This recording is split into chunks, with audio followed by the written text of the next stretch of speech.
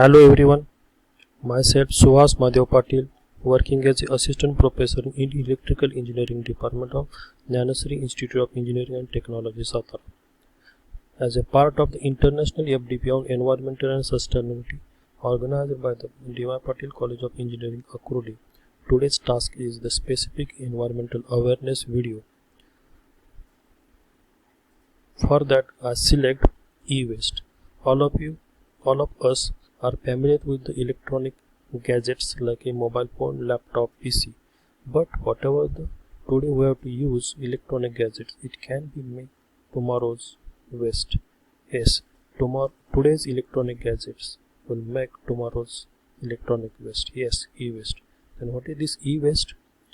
The e-waste is or electronic waste is a waste consisting of unwanted or unusable electrical or electronic appliances. Now, where are the source of the e-waste? There are the different sectors or the different source of the e-waste. That is the electronic gadgets used in the home, used in the hospitals, used in the government sectors, used in the private sectors.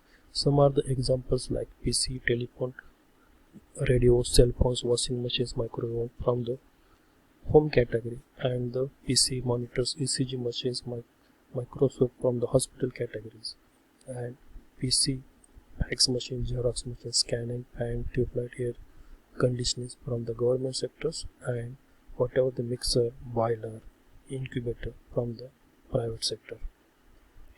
Now whatever the e-waste are categorized according to their use or the size, whatever the large household appliances, small household appliances, IT and telecommunication equipments, light equipments, electronic and electric tools, toys and shop equipments, medical devices, etc.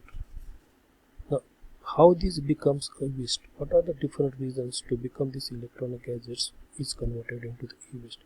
There are the different reasons, and first is the advancement in the technology, and second one is the change in the style, fashion, and the status of the human life.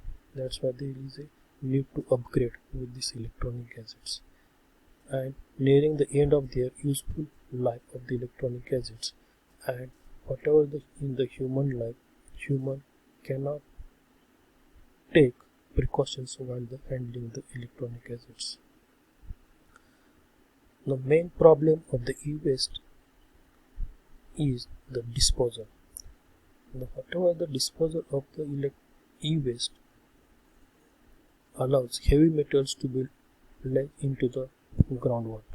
Whatever this electronic gadget is made with the acids materials, and that will be the dangers and causes the water and soil contamination. Workers are untrained and uneducated in the self-handling of the electronic gadgets, and there is no environmental protection law for the electronic gadgets. Now there is an effect of the e-waste. There is effect on the human health. It will be the damage the nerve system, blood system, and the kidney damage, as well as the brain affect the brain development of the children's. It may be the damage of the brain, and it also affect the reproductive and the development problems. Not only it affect the human health, but it also affect on the environment, and there is a main effect on the environment is the pollution, that is the water pollution as well as the air pollution. Now for that, to avoid these pollutions or the effect on the human health as well as the environment, it is required to prepare the e-waste management. There are the different steps to maintain the e-waste management. That is, first one is the use 3R technique to minimize the e-waste. That is, 3R is the thing but reduce, reuse, and recycle. After that, identify the e-waste category atom. After that, it is identify e-waste composition and determine it. Fourth step is identify possible hazards contained in the e-waste, and fifth step is either identify whether the e-waste component is hazardous or entire e-waste is hazardous.